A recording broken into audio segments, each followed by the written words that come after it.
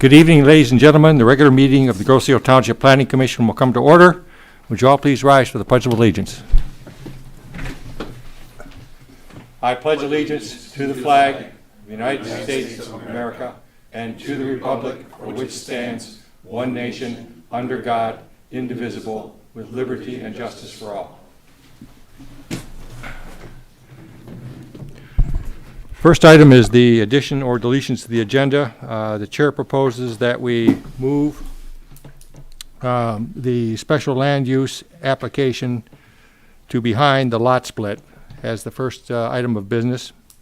So it'll read approval of the minutes, lot split configuration, and then the special land use. So moved. And we have support? Support. Motion, all in favor signify by saying aye. Aye. Motion carried. The agenda is revised. Approved as revised. Next item are the minutes from May the 6th. Are there any comments on those minutes? Angela? No comments. Brian? None. Eric? None. Dan? None. Kyle? No comment. Entertain a motion to approve as submitted. Motion to approve? Motion from Kyle. Support? Support. Support from Brian. Call a question. All in favor signify by saying aye. Aye. Motion carried. Minutes are approved. We'll now move to the first item, lot split reconfiguration on vacant Hickory Drive parcel. The applicant is William Bernadera, 9,000 Ferry Road, Grosse Ile. The location of the lot is legally lots 156, 203, and 204 of Grosse Ile Manor subdivision. The common description are 3 lots at the corner of Hickory, Circle, and Webb Avenue. Webb Avenue is vacant.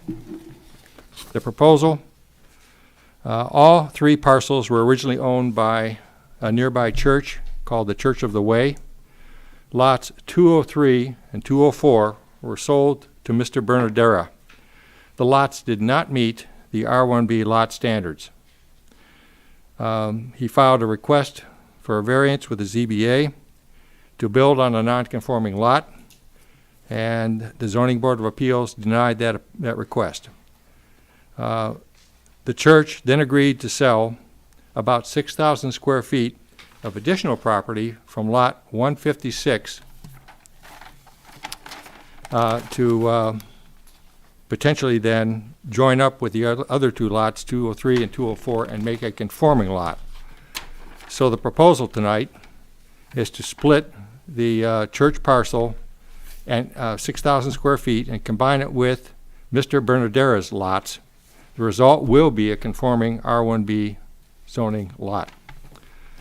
As I said, the underlying zoning is R1B, single-family residential. The relevant ordinances are Article 19, general provisions, specifically 19.21, lot splits and consolidations, and Article 3, single-family residential zoning. The process, the Planning Commission will review this application tonight and make a recommendation to the Township Board. The Township Board will review it and approve at their discretion. The Planning Commission, I expect, will vote on this application tonight.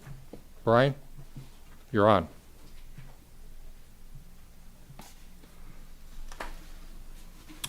Thank you, Mr. Chair.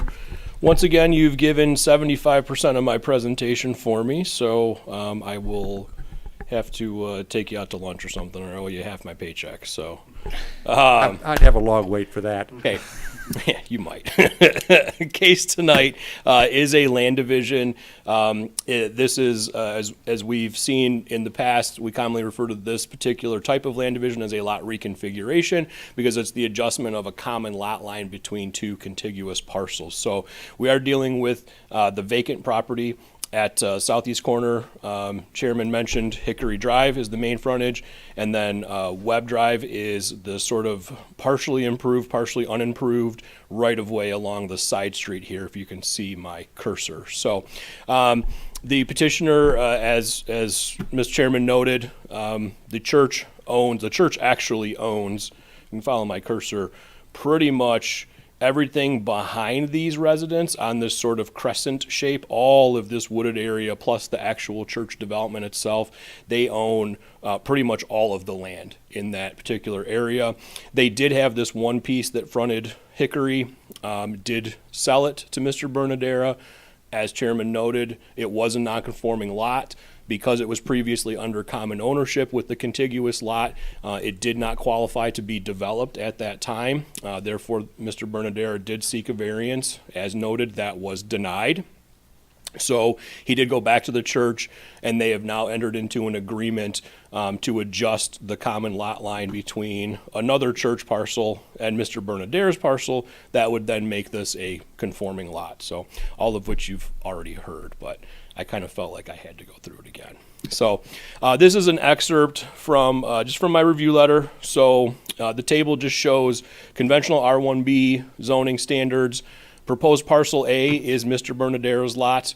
It already had the frontage and it had the width. It did not have the area. As a result of this proposal, it will become a conforming R1B lot. The remaining parcel that the church owns is currently listed as a separate parcel by the assessor. So the one thing that would need to come out of this tonight, if you put forth the favorable recommendation, would be a condition that the church has to combine the remainder of parcel B with the rest of their contiguous property under common ownership. Because on its own, the remainder of parcel B is not a conforming lot. It isn't currently, but we also can't take away from a conforming lot. So that would be the one condition that we would be looking for if you put forth a favorable recommendation. And then this is a look at the new survey drawing. So again, proposed parcel A, Mr. Bernadera's parcel. Proposed parcel B would remain with the church.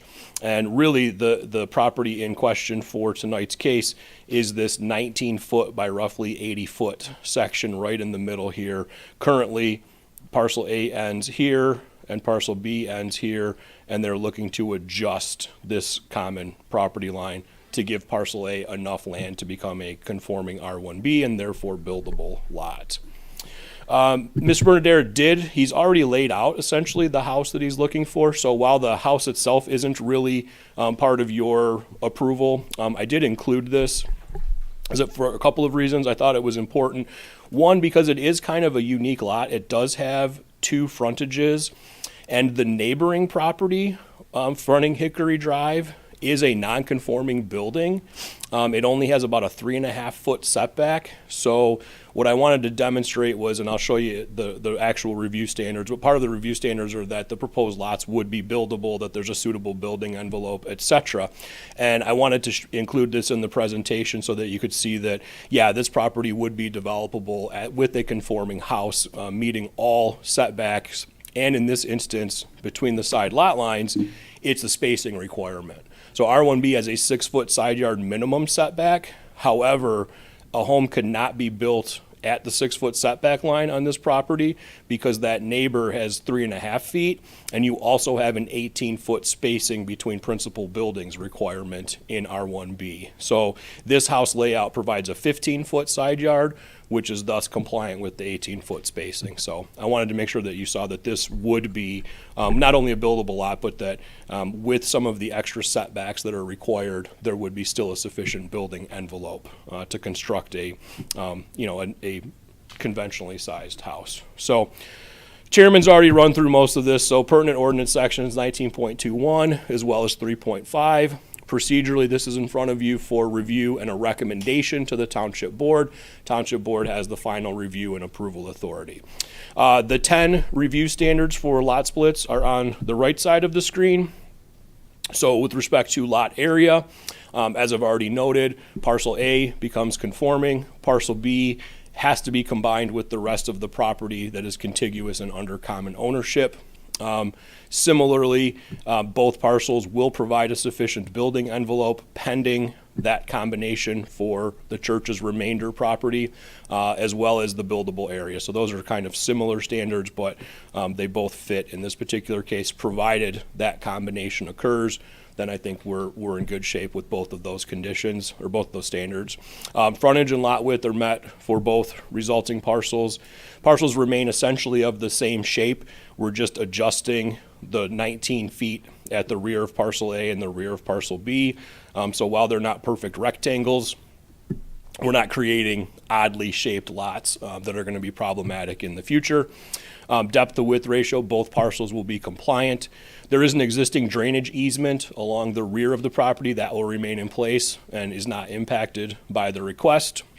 Elimination of nonconformities, this is really the whole reason for this particular request, and that is to mitigate the deficient lot area for proposed parcel A. So we will actually be eliminating a nonconforming lot, which is in planning and zoning world is generally viewed as a good thing. That's a positive. And then we did speak with Township Assessor's Office, and there are no special assessment districts that are impacted by this particular request.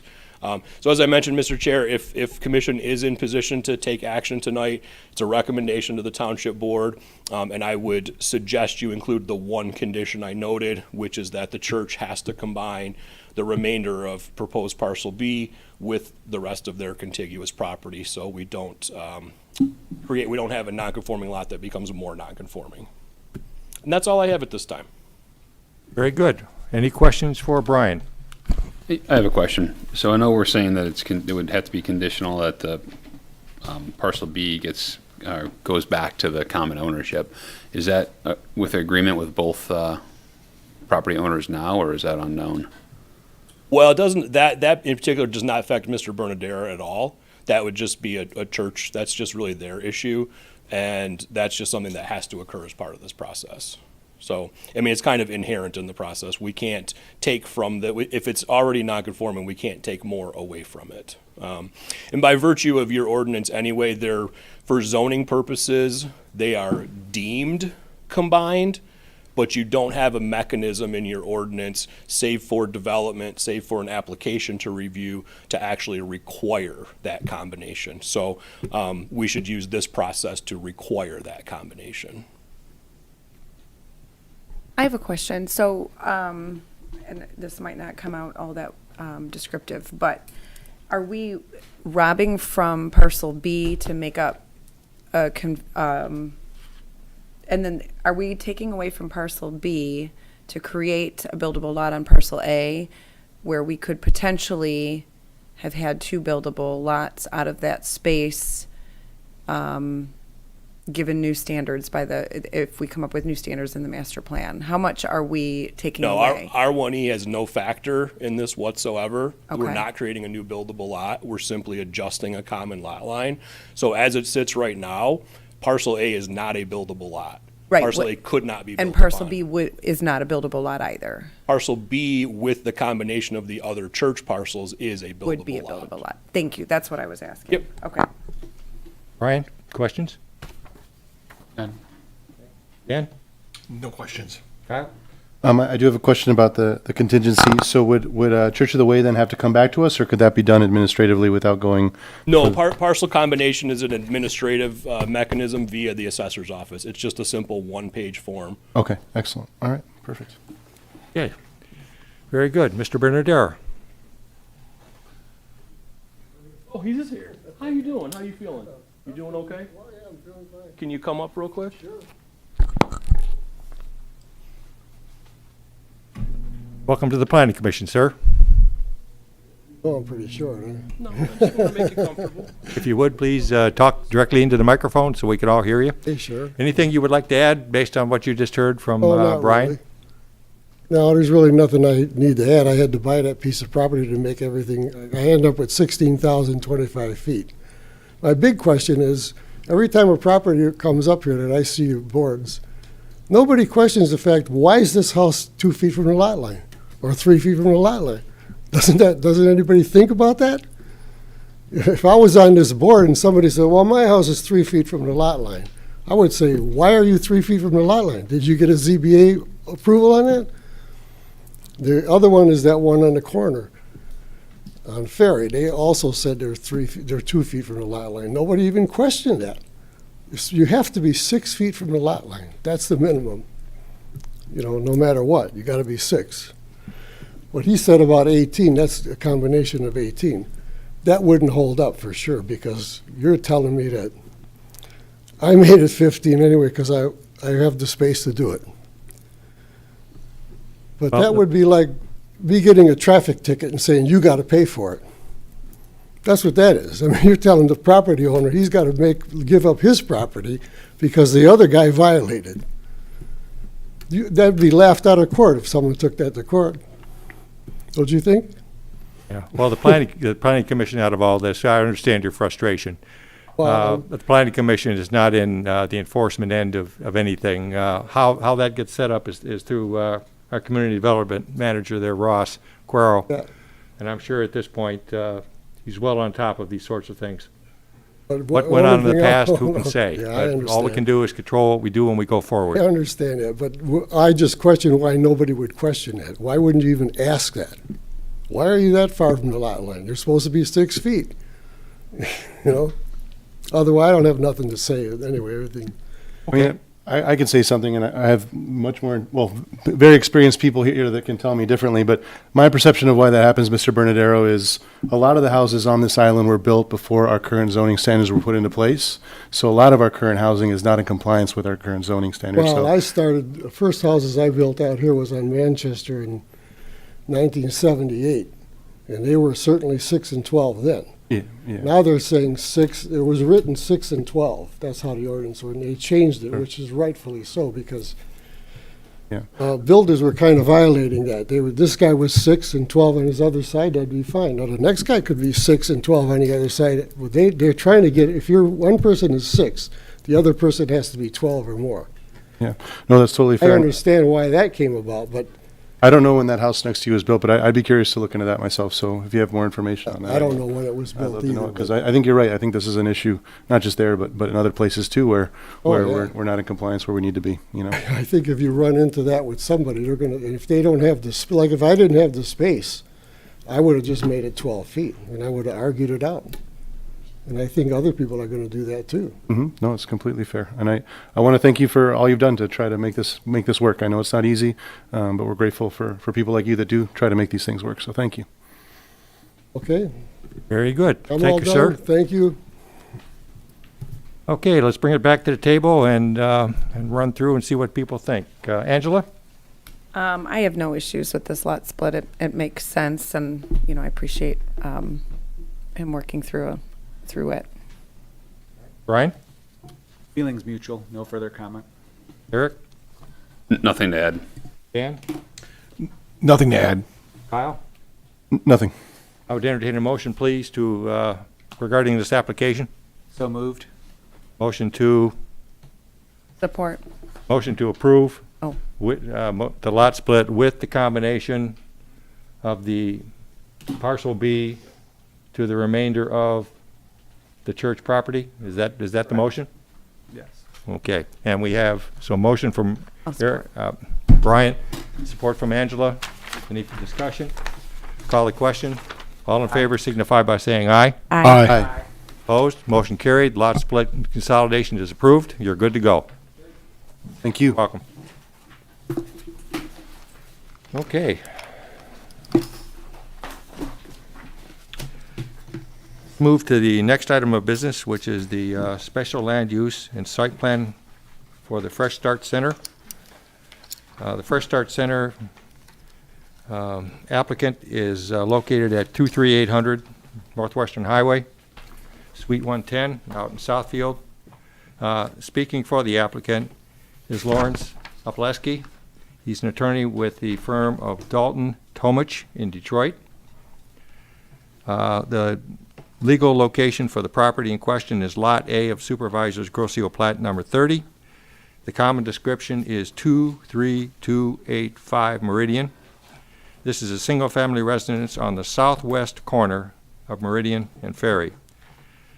The proposal is the applicant is proposing to use the residence as a religious retreat center. The retreats are small with 4 to 5 attendees and 3 staff. Each session runs for 7 days. There are 2 retreats maximum per month. Fresh Start is specifically for Jewish clients who have suffered emotional trauma and lost their faith.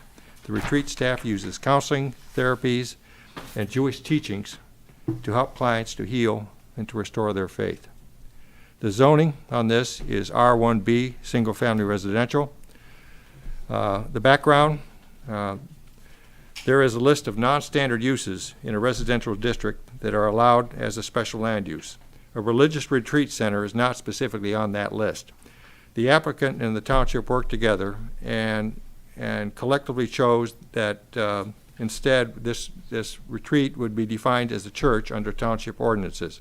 A church is a special land use in a residential zoning district and is defined as, quote, any structure wherein persons regularly assemble for religious activity, unquote.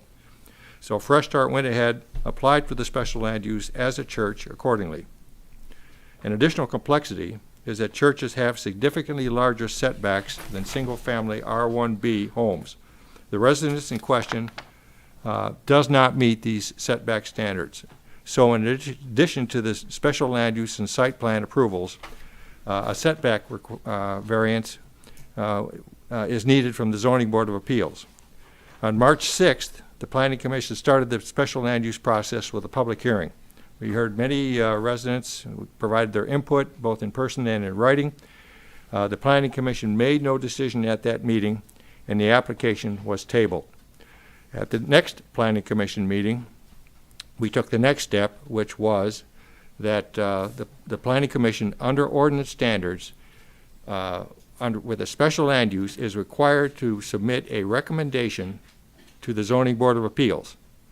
So at that meeting, the Planning Commission, again, listened to the public, listened to the applicant, listened to the planner, and made a recommendation to the Zoning Board of Appeals that the application be denied. At the last Zoning Board of Appeals meeting, this was on the agenda, and again, same process. Listen to the applicant, listen to the planner, listen to the public. The Zoning Board of Appeals heard the recommendation from the Planning Commission and agreed and denied the variance application.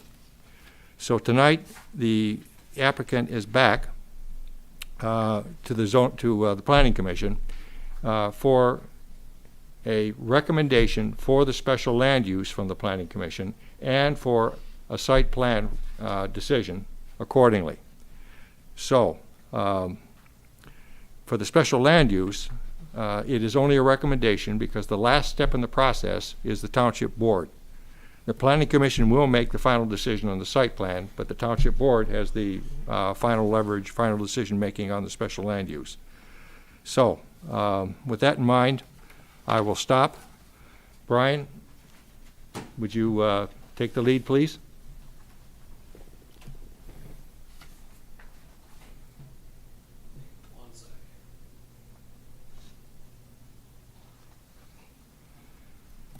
All right, now my presentation's out of order. Here we go. Thank you once again, Mr. Chair. Of course, you've covered several of my points, so I apologize for the redundancy, but I am going to go through my slides and cover the pertinent information, most of which came from my review letter, some of which has come from, obviously, the previous meeting. So we are dealing with the property address 23285 Meridian. If you can see the cursor on the screen, this guy right here. As noted, the request is a religious retreat center, which meets the definition of a church. Therefore, petitioners sought special land use review and approval under the R1B district. Procedurally, this is essentially verbatim what Chairman just said, but this was in front of you in March. You did conduct the required public hearing. You did review the request. You did postpone action to May 6th to allow the petitioner time to submit their variance materials. At that May 6th meeting, you reviewed the ZBA materials. You recommended denial of the variances to the ZBA. At their May meeting, the ZBA conducted the required public hearing, reviewed the request, and ultimately did deny the variance request. So that brings us to tonight. Special use is in front of you for a recommendation to the Township Board. However, you do have final approval authority over the site plan. One of the things in the ordinance is that procedurally, with the site plan, you have two options. If you do put forth the recommendation on the special use tonight, you could also put forth your action on the site plan, or you could postpone action on the site plan until after the Township Board has dealt with the special land use. So you do have that option in front of you, depending on what your motion is, what your recommendation may or may not be. That is just a procedural item for you all to consider this evening. And then tentatively, right now, due to some scheduling conflicts and some holidays and some vacation time, we have worked with the applicant. Provided a recommendation comes from commission tonight, we are looking at one of the July meetings to have this in front of the township board. There wasn't quite enough time to get this turned around for the next board meeting, and then there were some conflicts, as I mentioned, with the second board meeting in June. So just for the commission's understanding, for the petitioner's understanding, and then for the public here and anyone watching on TV, if we get a recommendation tonight, that would be the next step. We would be looking at one of the July meetings for board consideration of the special use. This is a look at the site plan. This is the Brian, same just plan. before Oh, you yeah, keep yeah. going, just to clarify, so there's two motions or two potential issues, right? There's a Correct. special land use and there's site plan review. That's correct. So which one has to happen tonight? Neither of them have to happen tonight. That is entirely up to you all. So If the you- reality is we could be ready for both of them tonight. Correct. You could be ready for both, or if you put forth the recommendation on the special use, you don't have to act on the site plan tonight. You could defer that until the board has addressed the special land use, but you don't have to. So you could act on both of them tonight if you're so inclined. And if one is approved but not the other one? They need to be conditioned upon, if it's a favorable recommendation, it needs to be conditioned upon site plan approval. And if the decision on, is made tonight to approve the site plan, it needs to be conditioned on board approval of the special use. So they go hand in hand, And and then- they have to, it kind of can't have one without the other. You have to have both. Right. And then special land use is not for one property owner, it's for that property indefinitely. It's for that property with the use requested as described in the submittal materials. That's correct. But regardless of ownership. Correct. Good? Okay, we can revisit that if we have to too. So this is the same site plan you've seen before. Nothing has changed with this. As we discussed previously, the deficient setbacks were on the south side and the Meridian Road frontage. The remainder of the property was compliant with the requirements of section 3.3, but again, the variances to mitigate the two deficient setbacks were denied. These are the site photos, the same photos I presented to you back in March, just again to refamiliarize yourself with the site. So this is the Meridian frontage, this is the patio on the waterfront side, garage side along Ferry. This is the large hedgerow on the edge of the driveway, which you can see here and here. And then this is a view on the waterfront side looking back towards the house from the dock and boardwalk area. So your special land use chapter, section 22.3 specifically, has 6 requirements that are related to the consideration of a special land use request. So we start with compatibility with the master plan. There's a lot more in my letter. There's a lot on the screen. The long story short is that, in my opinion, in order for the commission to make a favorable finding under that standard, the proposal needs to preserve neighborhood character and protect the privacy of surrounding residences. So that's all per certain excerpts in different sections of your master plan. If you feel that the project will preserve neighborhood character and protect privacy of existing residences, then you are potentially in position to make a favorable finding, but I think that is a key consideration. The second item is compatibility with adjacent land uses. So this is another one. Similarly, I think that there are some conditions that are needed in order to protect the privacy and to protect the neighborhood character of the existing residential uses in the area. Again, more explicitly in my letter and a little more info on the screen, but I think items such as screening, noise generation, and lights are really important considerations under this, and I did suggest some conditions if you were to consider favorable action. I also want to point out that the use requirements of section 3.3 are at least partially intended to help ensure compatibility with adjacent uses. And as we've already discussed, those standards are not fully met, and the variance to help mitigate the deficiency was denied. So I did want to make sure I noted under this standard that not all of the use requirements have been met in terms of your consideration for standard number 2. Really, nothing's changed here. I don't foresee, based on the limitations and the operational standards that the petitioners put forth, I don't foresee adverse impacts on street system or on the natural environment. The fifth standard is related to the intent of the district. So section 3.1 of the zoning ordinance puts forth several bullet points that are basically the intent of the individual single-family districts. Some of them are on the screen. They are also in my review letter. And again, similar to comments on compatibility with adjacent uses, I do think that protection of the residential character is sort of the key consideration here. And I feel as though there are definitely, if you're going to consider favorable recommendation, there are some conditions that would be needed to help protect and uphold that neighborhood character. The sixth standard is public services. Nothing's changed here either. Don't really foresee any adverse impacts on public services based on the request that's before you. The next section is, these are the specific use requirements as referenced previously. So section 3.3C puts forth 4 standards specific to this use. First and foremost are the 40-foot setback requirements from all property lines. As we've now discussed, those are not met from all 4 property lines, and variances to mitigate the deficient setbacks were denied. With respect to screening of parking, I did show you in the photos a little bit. There is existing screening on the east side of the driveway. You can see it in the photos here and a little bit here. If commission considers favorable recommendation, you would be in position to require additional screening if you felt it was necessary. And in this particular case of note, I indicated sort of along the west side of the driveway. So that would be something for you to consider if you put forth a favorable recommendation. The access standard is met. This site is a corner lot with frontages on main roads and access on a collector road, which is the requirement under 3.3C. And there are no accessory uses that are proposed as part of this project. So the fourth standard is not applicable to the request at hand.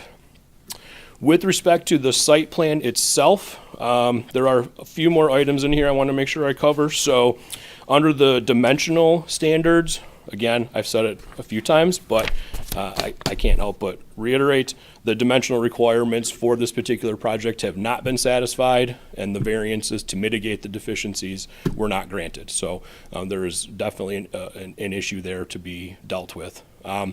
There are no proposed changes to the exterior of the building itself. I did put forth, going all the way back to my initial review letter and conversations with the petitioner, but if there are any interior improvements that are needed as part of the proposal, I want to make sure that they work with the building official to obtain the necessary permits and or determine if they're not necessary. If it's just painting and things of that nature, just some fresh ups, then it's not a big deal. But if there is actual construction and actual improvements on the inside, there would potentially be the need for permits. With respect to circulation, there's a bike path on the Meridian side. The driveway we've talked about a little bit, and the garage certainly can accommodate the maximum number of vehicles that would be here based on the applicant's limitations. So I don't foresee issues with circulation. Parking is a similar item. I believe they can accommodate the amount of parking that would be needed on a maximum basis. What I did put forth is a suggestion that if you consider favorable recommendation, I'd like to see a condition that they have to occupy the garage spaces before they can start to fill up the driveway spaces. And again, I'm basing that, or at least I'm sort of trying to tie that back to the idea of neighborhood character. So the idea of 8 cars sitting in a driveway seems a bit excessive, though it could be accommodated. They would fit, but again, the idea of neighborhood character is there aren't a lot of residences that have 8 cars parked in their driveway at any given time. Waste receptacles, so trash pickup. This is another item trying to protect and preserve neighborhood character, uphold the privacy for adjacent residences. So this is another one where if you consider favorable recommendation, I did put forth a suggestion for another condition. And this one's twofold. One would be that their trash and recycle bins should be placed inside the garage. The plan currently shows them being placed between the building and the that landscape screening. And I also think, given some of the complaints that the township has received to date, that it would also be worthwhile to establish a time frame that would restrict when the carts can be placed curbside and when those carts need to be pulled back into the garage after pickup. So there were early on in this process, there were a number of calls that came into community development that had indicated that there were push carts that had been left out there for more than a day, more than a couple of days on some occasions. So I think that's an important one. And that one, to take it a step further, this is noted in my review letter as well. I think that's a really important one because the proposal is really only for use 2 weeks out of the month. So my concern is potentially the timing of trash pickup and removal in relation to the operation of the retreat. So for instance, and I think I said this at the first meeting, but again, I'll reiterate. For instance, if the retreat ends on Sunday and there's nobody there for the better part of 2 weeks, but the trash bins are placed out on Sunday night for Monday pickup, I want to make sure that those trash bins don't sit out there for 2 weeks at a clip. So hopefully that one makes some sense. Similarly, because the property will not be fully occupied all the time, lighting is another concern that I've pointed out. In particular, the waterfront yard. I want to make sure that somebody doesn't leave a light on and then have it shining in the waterfront portion of, in particular, for the better part of a week, potentially upwards of almost 2 weeks, if somebody leaves the light on and then they leave the house and it's unoccupied for 2 weeks. So I do have some conditions I've suggested there. Landscaping and screening is another one where this one's a little trickier. Because of the nature of this lot, there really are only a handful of places that they can provide additional landscaping and or screening because of the waterfront nature of the property. So I think, as you're all aware, the ordinance is pretty restrictive with what you can and can't do in a waterfront yard. So for instance, you can't run a hedgerow or an evergreen screen all the way along your side lot line into the waterfront yard. So what I was hoping was, if there are any gaps or any other locations Commission felt that additional landscaping and screening would be beneficial, then we could certainly require that as part of this process as well. I don't have a specific example because the site does actually contain a pretty decent amount of mature vegetation. So in terms of mitigating potential impacts, the hedgerow that's here I think is pretty strong. The trees down by the waterfront area, pretty heavy, pretty thick, and there is some existing landscaping between the two residences, though I did note, I think in my letter as well, and I'll restate it, I think a lot of that landscaping is actually on the neighboring property. I don't think it's all on the subject site, particularly right around the house, because there's only a 2-foot side yard setback. So only so much of those plantings could actually be in that 2-foot zone on the subject site. So if you felt there was some benefit to added landscaping, again, long story short, you would be in position to require some additional improvements. And then, Mr. Chair, the last site plan comment that I had was tied to signage. They would be allowed signage if this project were approved. However, they have also stated that they would not wish to pursue any signage. So I did think, in terms of, again, maintaining, upholding residential character, I viewed that as a positive. I think putting a sign out in the front yard in a residential neighborhood, I think that starts to detract a little bit from the character. So again, they've indicated that they would not pursue a sign even if approved. So that's all I have. Obviously, I'm happy to take any questions.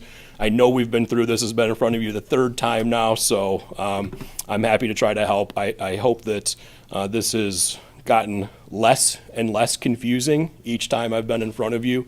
But again, I'm happy to take any questions that you may have. All right, let's see if there are questions for Brian. Kyle? No questions. Dan?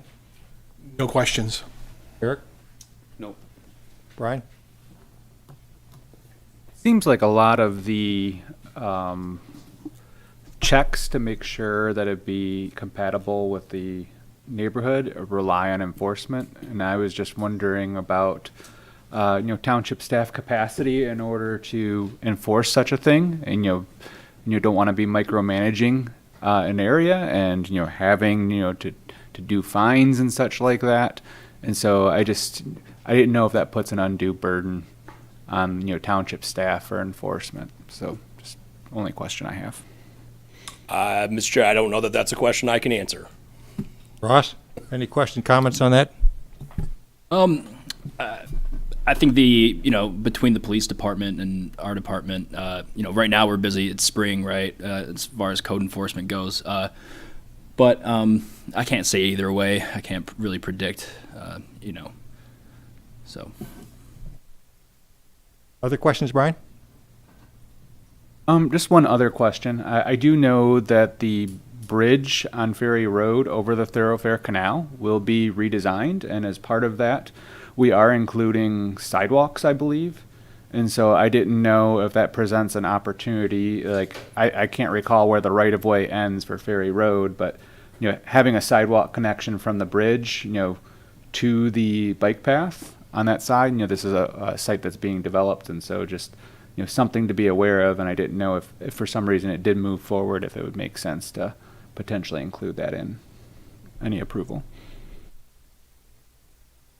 I don't know that it's necessary personally, but if you were so inclined, you certainly could. I mean, it would any sidewalk would go in the right of way, and the right of way is Wayne County's, and as long as the township has the permission of Wayne County, the site plan does show that some of that vegetation does encroach into the right of way. So at least some of that would have to be removed.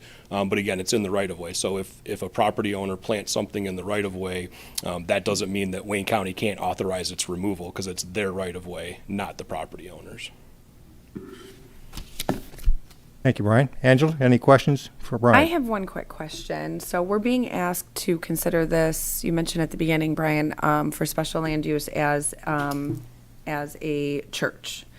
And you mentioned that we don't have anything in our master plan anywhere that would address like a retreat center or religious retreat center, anything along that line. Let's just pontificating a little bit. If we don't vote to approve or to recommend approval of this special land use, could the petitioner then in a year, 2 years, owning the property still come back to the planning commission with a new special land use request should the master plan, further define, let's say, a retreat center or something along that line? That wouldn't they would be able to continue down that path. It would take more than route. the master plan. It would in all likelihood take some ordinance changes as Sure. well. So they cannot, I don't think your ordinance has a limitation on reapplication for special use. You cannot reapply for a variance within 1 year if denied. Okay. So unless the ordinance were to change, the denial of the variance at last week's meeting, they can't reapply for that variance again for a period of 1 year. So, but yes, after the expiration of that 1 year, they could theoretically reapply. They could, it all depends. If this is rejected, then they could reapply, they could make changes, they could make attempts to demonstrate why certain things have changed, why certain standards are now met that were deemed not met previously, that type of thing. But yeah, they could. Okay, thanks. I no Questions? further questions. Yeah. Thank you. All right, let's hear from Mr. Opaleski. He's become a familiar face here. Thank you, Mr. Chair, and thank you again to the Commission for the opportunity to be before you again. Judging from the much reduced size of the crowd, I don't think we're in for another 3-hour meeting, so I think that's something that we could all be happy about. As Mr. Borden stated, we are here before you asking for a recommendation of approval on our special land use and an approval on our site plan. As Brian noted, this approval would come with the, caveat that there would be non-conforming setbacks. It's our position that this is a pre-existing non-conforming building. And therefore, I think that we can safely be exempt just as any other use would of this property, but again, that's, I know we're kind of past that at this point. I just thought I would note that for the record. You've already heard extensive testimony and comments on this, so I'm not going to be up here for too long. I just do want to highlight a few things. As Brian stated, we did discuss a number of conditions and limitations with township staff regarding the garbage cans, lighting, parking. We have not pushed back on any of those. We are amenable to meeting those conditions that we have previously discussed. So in terms of a land use perspective, again, usually when I'm up here representing a church trying to get land use approval, the big questions are traffic, parking, the big sign they want to put up, noise that might be generated from outdoor activities. We have none of that here. There are none of those obstacles to approving this.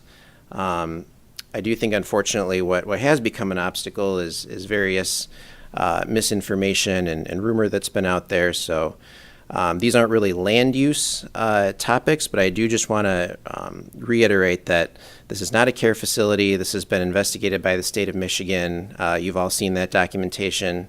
And I want to be clear, they didn't just decide that this is an unlicensed care facility. They decided that care is not being provided. That's a key difference, especially from some other statements that I've heard on this. Also, this is not a business. There's been a number of comments that have objected to the fee that's charged for attendees of these retreats. Again, the federal government has already determined that this is a nonprofit charitable institution. Therefore, they, by definition, are not a business and cannot make what we would call a profit on this. So if anybody has questions regarding the land use aspect of this, be more than happy to answer those if I haven't already in my previous journeys up here. And if not, then I'll just ask for your recommendation, and that'll be it. All right, let's see if there are specific questions. Eric? No specific questions. Dan? I just had one question. You indicated that, I know the state came in, and the way I understood it was they came in and determined that it was not a state licensed facility. Correct. Did they determine that no care is being, I don't know that they looked into it further than if it's a licensed facility or not. Yeah, I believe the township was the one that requested the investigation in the first place. So I think all the documentation already exists with the township, but we did provide it as well. One of the predicate findings for them to determine that it was not an unlicensed facility was that there was no care being provided. So those predicate findings led to the ultimate finding that no, this is not an unlicensed adult foster care facility.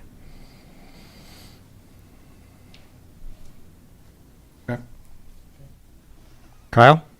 Mr. Obleski, you said that some of the obstacles that came up were misinformation, care facility, business things. At least since I've been here, I don't think those have been raised by the planning commission. It's been more like a public that has been raising those issues. Is that correct? For the most part. Okay. At least from my perspective, those weren't the things that were raised. The issue that I've seen is the setbacks and the ZBA approval. I'm actually glad you have Mr. Bernadera here. You can see he was a homeowner. He wanted to get a house built. He couldn't get it done because the setbacks, he wasn't able to get through the ZBA. He had to buy more land to be able to fit under what we did. So at least from my perspective, those things were not a consideration for our decisions. It's just very clearly the setbacks and fitting under our current zoning codes, which I'll acknowledge are restrictive. I don't like them, but those are the zoning codes that I believe we have. And that's what you're being held to, I feel, from my perspective.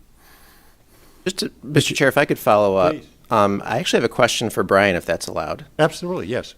Brian, if this was to get a recommendation of approval and then be approved by the board, would that mean we're approved for the special land use and we then have to wait a year to reapply for the setback variances? Is that, or is that too much for right now? Yeah, I don't know that I have a solid answer for that, truthfully. Okay. I'm being optimistic here. That's a scenario that's not been contemplated.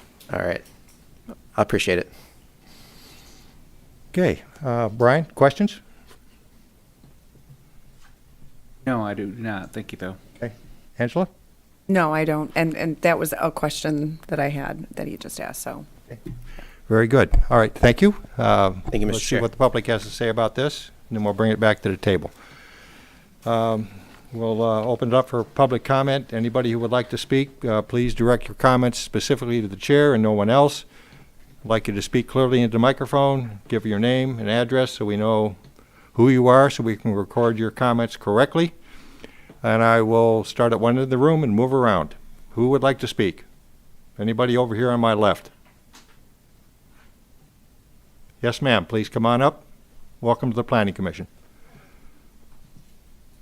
My name is Tricia Gout, 8941 Ferry Road. I just wanted to say that my understanding is that this was purchased as a single-family home. It is in a residential environment, and it seems that homeowners decided to use it for something other than a single-family home. Well, once they got caught, they've kind of asked for forgiveness and for approval for things that don't quite fit with the plan for the city. Thank you for your comment. Any more comments on the left, my left? Okay, in the center. Any hands? Yes, ma'am, come on up. Welcome. Hi, how are you? Great. 8949 Boyd, Michelle Bartlett, but I go by Mickey. Hey, I just have a quick question. So the state of Michigan investigated them and you were given a report. Is that something that's available to the public, or would we have to FOIA it and go through that channel just to see it? Well, let's find out. Ross, how does that work? So there are FOIA documents available. Somebody had made a request about a month or two ago. I'm not sure if that document is in there. I could check, but you would have to FOIA that. Got to document. FOIA it, which is easy enough. Yeah. Okay. So. That's I mean, it. I'll say, I don't think that FOIA is with us, because that would be with the state, so we'd have to go through the state for that, I think. So even though they gave it to the township, Did we they? wouldn't be. They did. I Oh, they think did? we Okay. could. Yeah. Yeah, I think we could, just easier to go through the township. Yep. Okay. Okay, thank you. Thank you. Additional questions or hands up in the center? Okay, all the way over on my right. Please come on up. Hi, Margaret Shelton, 8756 Bellevue. So I also have a few questions. Mr. Boardman had stated that in the ZBA, he had mentioned this, and it also is on the PowerPoint today, that there is no evidence that variances will impact land values. I'm curious, do you have data on that available that we could see, or how did you determine? Make your questions and then we'll get answers. Yeah, so how was that determined then? So the next question, is there data available? Well, that was it. So the accessory uses, can those be implemented if a church is approved? So I know on the PowerPoint it said there aren't any planned accessory uses like daycare, et cetera, but can those be implemented if there is approval? Okay, we'll get the answer to that. Okay, the next one is the signage. So none is currently proposed, but again, if approved, is that allowed? Okay. And then, so current use is 2 weeks out of the month. Can that be changed or increased? Okay. And then just one more point Mr. Pollock had kind of touched on. So same kind of thing, if you have 8 garbage cans, not many people have that many.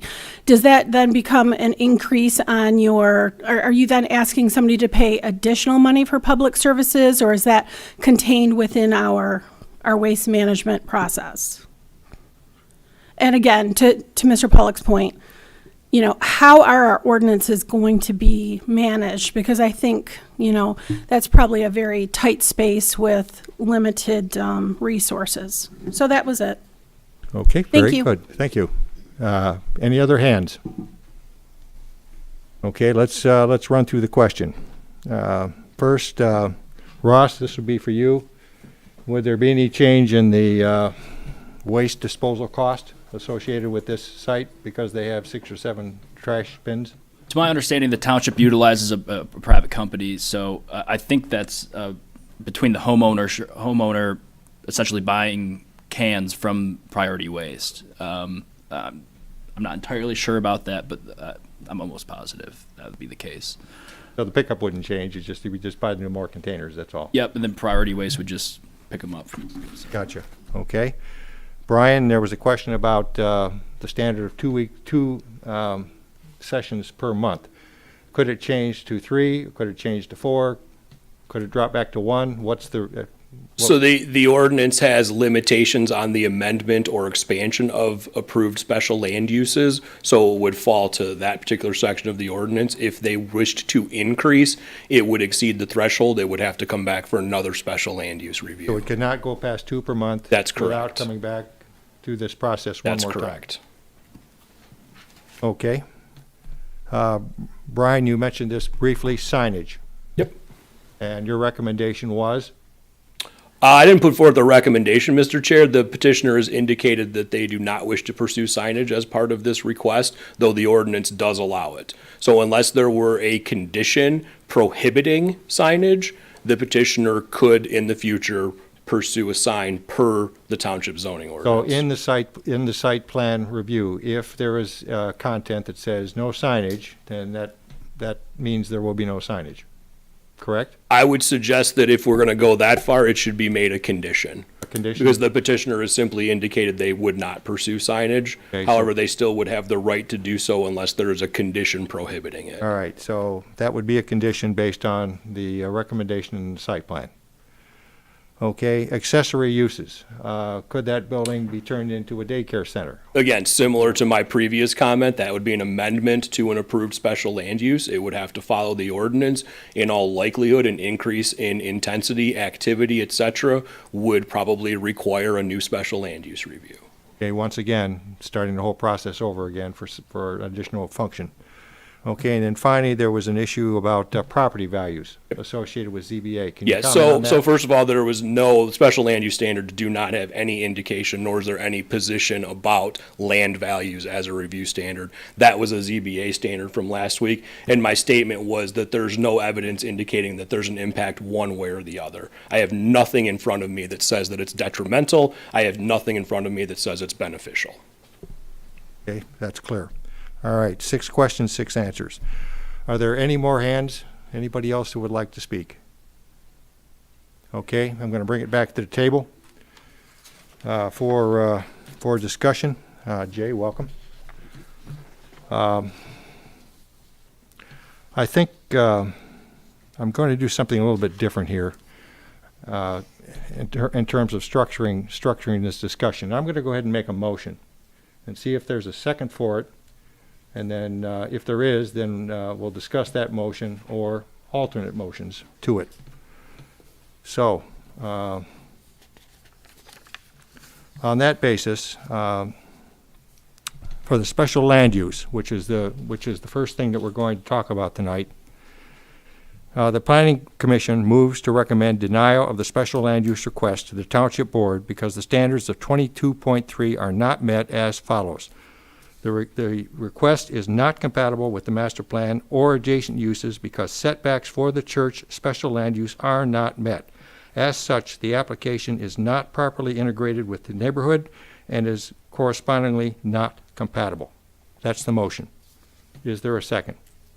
I'll second that motion. We have a motion and a second. Discussion. Eric? So of the conditions, right, I agree with those conditions. I wonder if there's additional ones there as well, right? So not compatible with adjacent land uses. I think you've touched on that one, and not compatible with the master plan. I'm not sure if you've touched on that one. Yes, that motion covers the first 2 bullet points. We had previously determined that no street impact, environmental impact, or public services impact. When Brian made a prior presentation about this, those were the things that he focused on were the first 2 or 3. So that's why this motion says that. If you think there's others, then make them, then. Nope, I'm good. Okay. Dan? Just to clarify, so for the special, do we have to do a separate approvals, one for special land use and also one for site plan approval? Two separate approvals. And it seemed to me, that the site plan aspects or requirements, specifically the setbacks, were brought into the motion for the special land uses. Is that fine to do, or should that be separated? Ask Brian. They can apply to both. The way I understood the motion was it was tied in related to compatibility with adjacent land uses and the fact that the use requirements, specifically the setbacks, were not met. So it absolutely has a place under both motions. Comments, Dan? That'll be it. Kyle? No, I like it. I think it touches on the 2 points that are relevant here and with the relevant issue. So I think it's straightforward, and that's why I seconded the motion. Okay.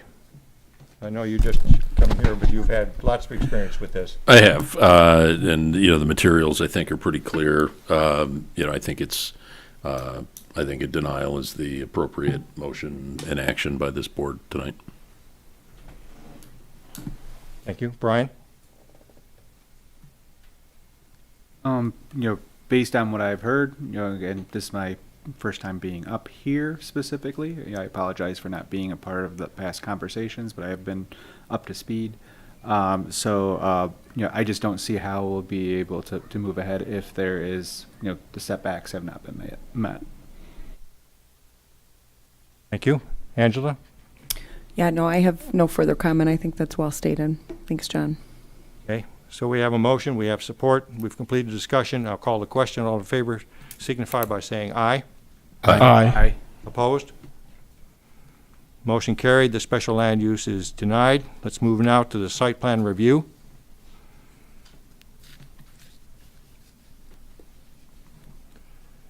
Would anybody like to make a motion regarding the site plan review?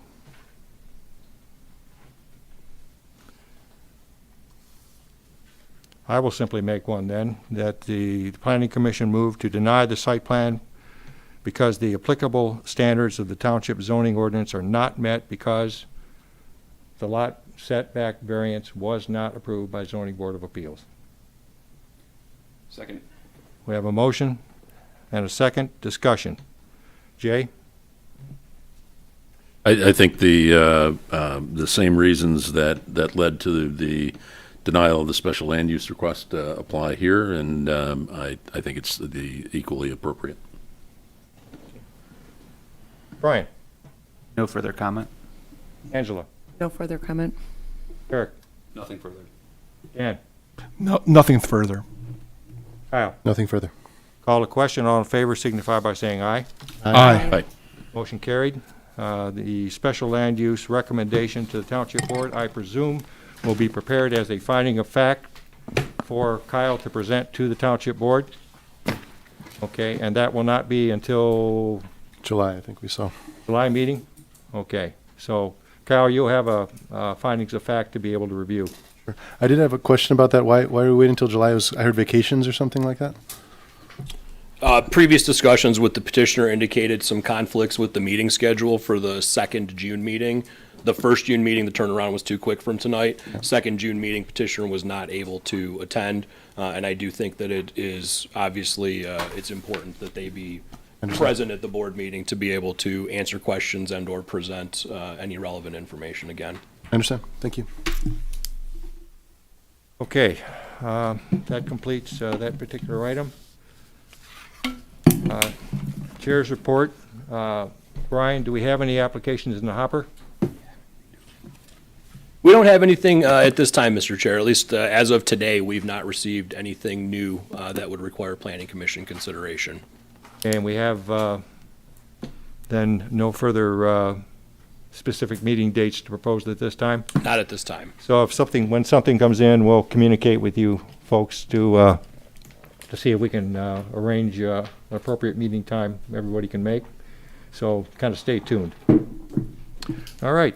On that note, I'd say I'd entertain a motion to adjourn.